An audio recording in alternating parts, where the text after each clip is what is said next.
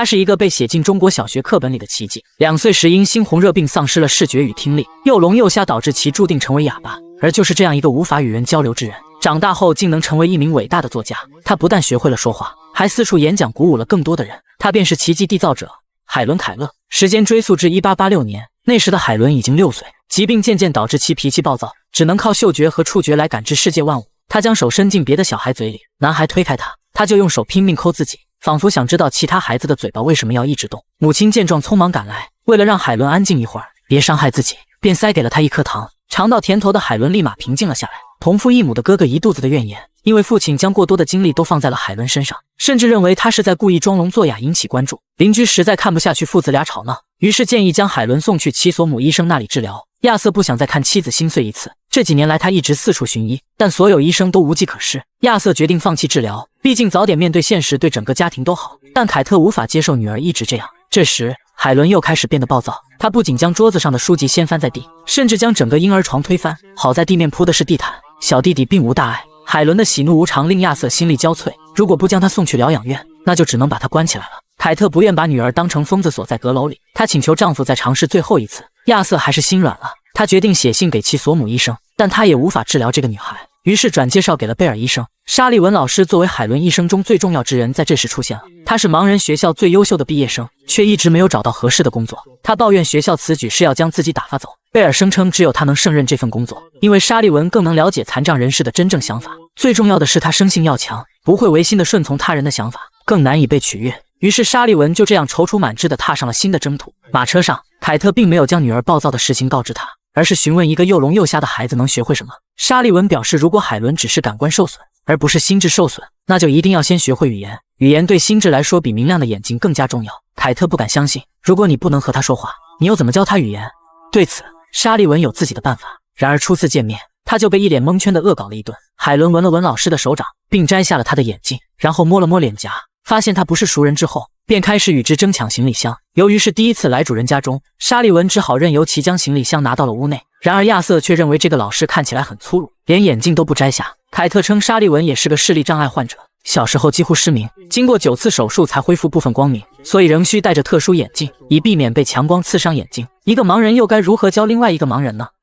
如何让他懂得手势的含义，成为了沙利文眼中的一大难题。他继续尝试教海伦拼写洋娃娃，但海伦却理解成老师不让自己玩。易怒的性格驱使他抢过娃娃，并狠狠地砸在老师的脸上。在沙利文还没来得及反应过来之时，海伦便已经夺门而出，还把房间钥匙拔了下来。沙利文就这样被反锁在房内。他意识到海伦才是这个家里最聪明之人。直到晚餐时间，一家人才从詹姆士口中得知老师被锁在了房内。凯特从女儿身上翻了半天都没找到钥匙，于是亚瑟不得不拿来梯子，将沙利文从阁楼扛了下来。而后他静悄悄地走到海伦身后，看看这个小魔女究竟在盘算什么。只见海伦四处摸索，在确认无人之后，才偷偷从嘴巴里面掏出钥匙。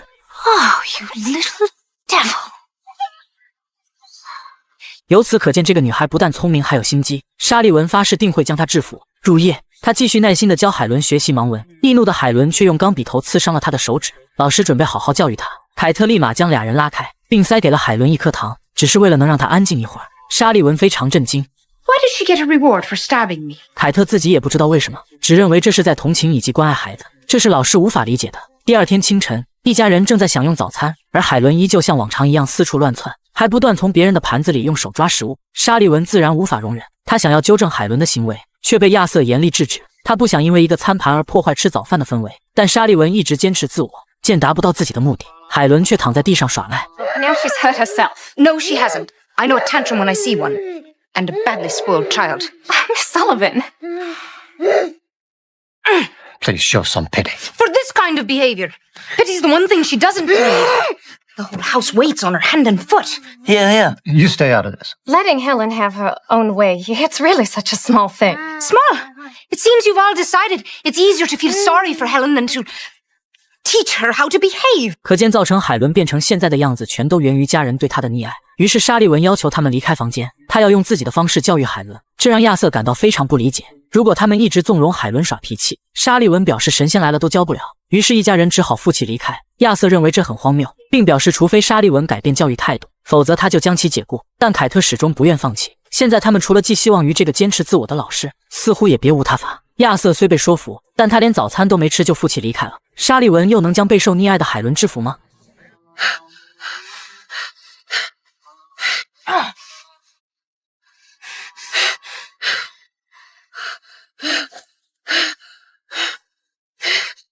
渐渐的，海伦开始害怕了，打老师的动作也越来越小。他开始四处寻找父母的庇护，但他们早就被老师赶了出去。于是慌张的海伦开始疯狂砸东西。凯特虽然着急，但他还是希望沙利文能用自己的方式教好海伦。老师将海伦强行按在餐桌之上，要求他学会自己用餐具吃饭，但海伦压根就不屈服。他钻到桌子底下疯狂逃窜，却怎么也逃不过老师的手掌心。于是他爬到了餐桌之上，由于眼睛看不见，在转悠了几圈之后，他大胆地后仰了下去。好在老师成功接住了他，并将其再次按在了椅子上面。海伦在确定了旁边之人不是母亲之后，变得非常畏惧。于是老师重新给他弄了一盘鸡蛋，并要求他改掉手抓的毛病，学会用勺子吃饭。可海伦却将之扔向了一旁。老师仍然耐心地将勺子放回了他手中，开始强行给他喂食，不达目的不罢休。但海伦却将鸡蛋吐了老师一脸，老师也不心慈手软，直接一壶水泼在了海伦脸上，弄得他一脸清醒。于是他开始慢慢妥协，鸡蛋也最终被成功喂入嘴中。教育归教育，老师见海伦表现有所好转，便开始用手语教他如何表达很好一词，但海伦却趁其不备，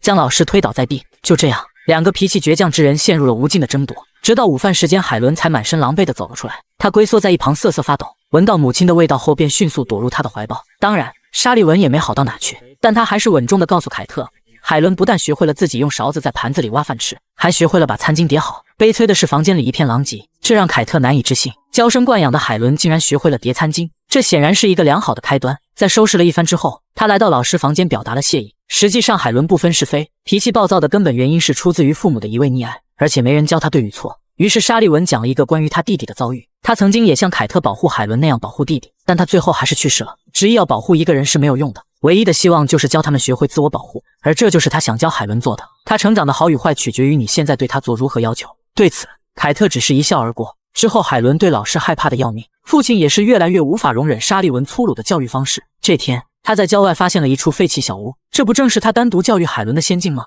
当他兴高采烈地准备向亚瑟夫妇汇报自己的计划之时，却收到了他的警告：如果你还想继续待在这里，就必须端正一下你的态度，让他看到那个像瘟疫一样躲着你的孩子还有一丝希望。沙利文却回对道：恐怕对海伦最大的阻碍不是失聪或者失明，而是你们对他的溺爱。他在这里毫无希望，我会在那个废弃的小屋证明给你们看，也请给海伦机会去拯救自己。凯特也从女儿身上看到过希望。 With your permission.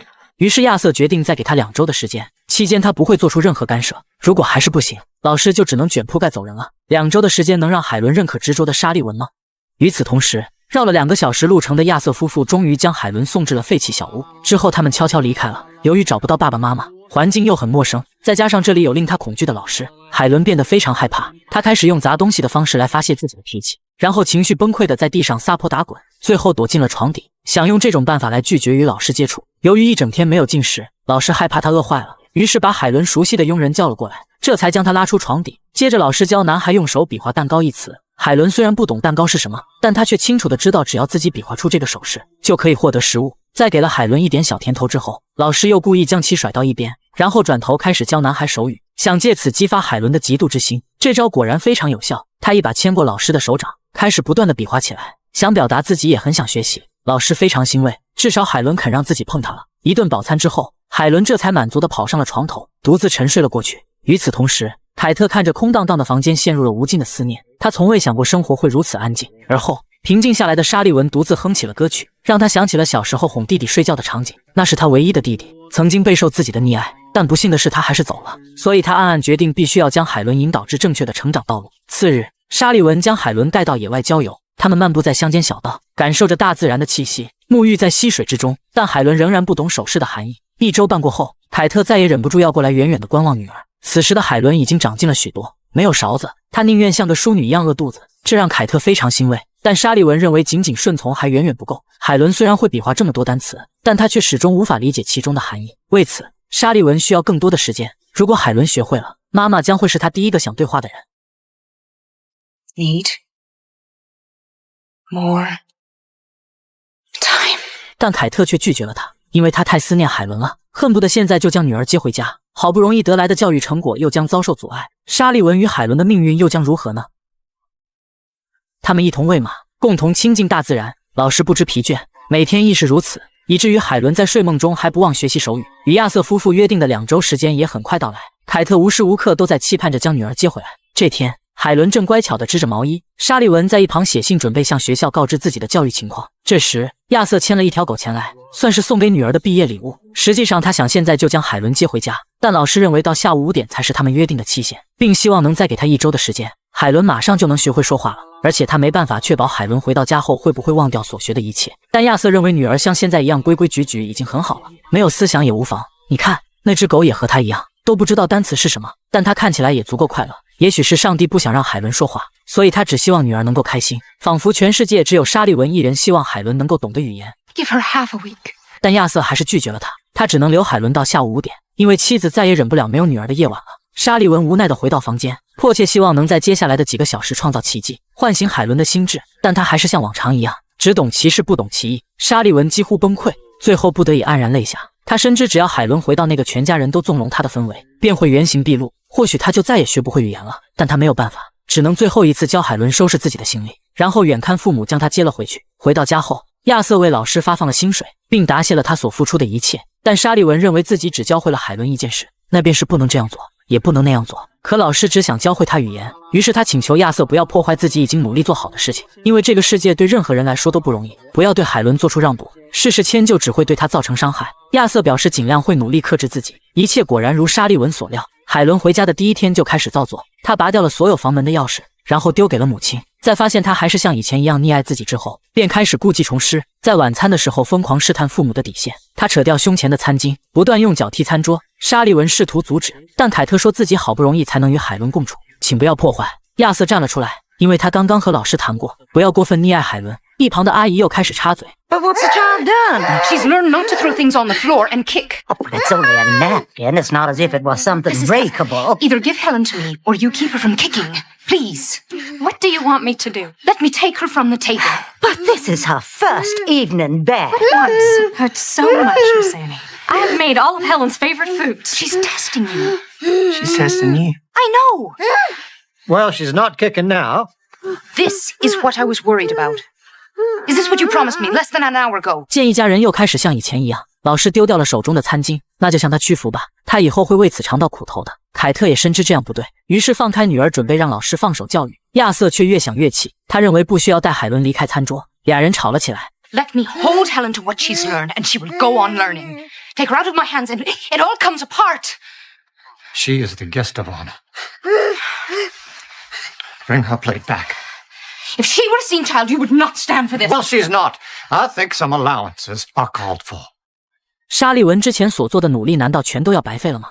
阿姨在一旁拱火，那个老师那样对你说话都没关系吗？亚瑟越想越气，他想要出去追回俩人，但詹姆喊停了他。他鼓起勇气斥责严厉的父亲，并声称老师的做法没有错。如果把沙利文老师赶走，他们就会失去海伦。只有让他成长，这个家才能真正的充满和谐。母亲也求他别这么做，亚瑟这才冷静下来，然后回到了座位，并朝儿子表达了谢意。詹姆也第一次体会到被重视的感觉。与此同时，沙利文将海伦拉到了水井旁，并要求他配合自己给水壶装满水。他一边朝海伦比划着水和水泵的手语，一边教他如何使用水泵，然后引导他体会水流的感觉。伴随着泉水的缓缓落下，安妮似乎想起了什么，于是她丢掉了手中的水壶，然后沾了点水花，最后下意识地放入了嘴里。海伦似乎知道这个东西能吃，她拼命张嘴，很想说话，想说这是水。于是老师加大马力，只见泉水喷涌而出。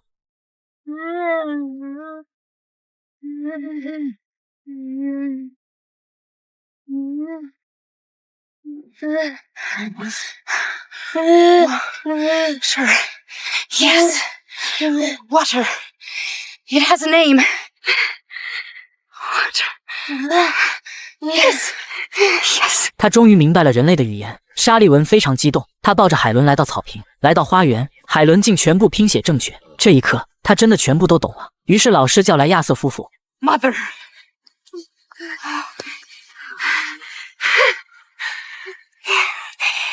Yes. Captain.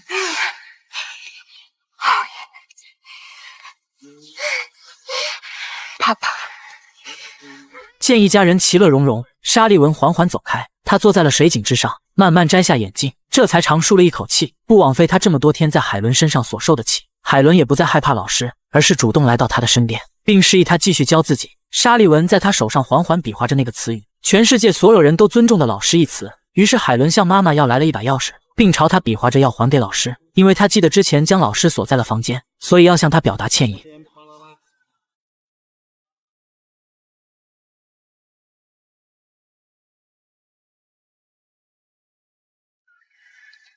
I